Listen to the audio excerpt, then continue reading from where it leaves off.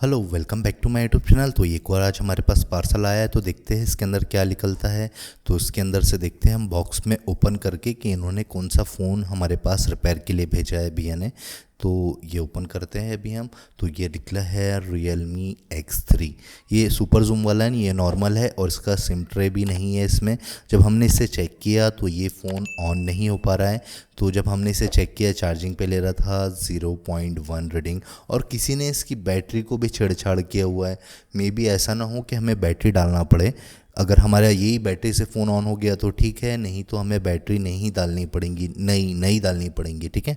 अगर phone on नहीं हुआ ये बैटरी से तो देख लीजिए कुछ इस तरीके का मदरबोर्ड की कंडीशन है। आगे हम माइक्रोस्कोप स्क्रीन पे, और ये शील्ड वगैरह सभी अच्छी तरीके से हमें रिमूव कर लेना है। इसके बाद इसका प्रोसेसर उतारना है और रोम उतारना है, और इसका काम हमें कर देना है रिवॉल्व करके, ठीक है। तो आप लोग वीडियो में अंत तक के ज़रूर बने रहिए। आपको ये वीडियो देखने में सभी समझ में आएगा कि हमारा फ़ोन ऑन हुआ कि नहीं हुआ।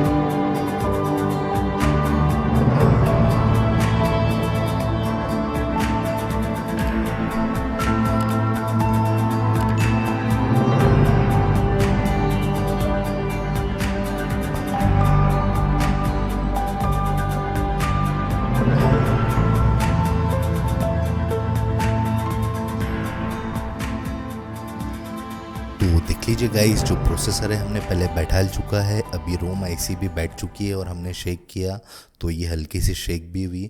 तो अभी अब बारी आ जाती है फ़ोन टेस्टिंग की। देख लीजिए ये मदरबोर्ड की अभी बनने के बाद कंडीशन रही, और ये जो अभी हमारा फ़ोन का जो ऑन ऑफ स्विच है वो मिडल में, तो ये कंडीशन रही। जो हमारा फ़ोन है वो परफेक्टली ऑन हो चुका है। अब ये फर्स्ट बूट में गया, इसके बाद सेकंड बूट में जाएंगे और थर्ड में हमारा फ़ोन पूरी तरीके से परफेक्टली ऑन हो जाएगा। अभी फर्स्ट बूट में लटका हुआ है, ये सेकंड बूट में आ चुका है हमारा फ़ोन, इसके बाद जाएगा थर्ड बूट में। अगर आपको भी इसी तरीके से हमारे पास कोई फ़ोन रिपेयर के लिए डालना है तो स्क्रीन पे दिए हुए नंबर पे आप लोग कांटेक्ट कर सकते हो। तो चलिए अब मिलेंगे हम आपसे नेक्स्ट वीडियो में। Okay, bye bye.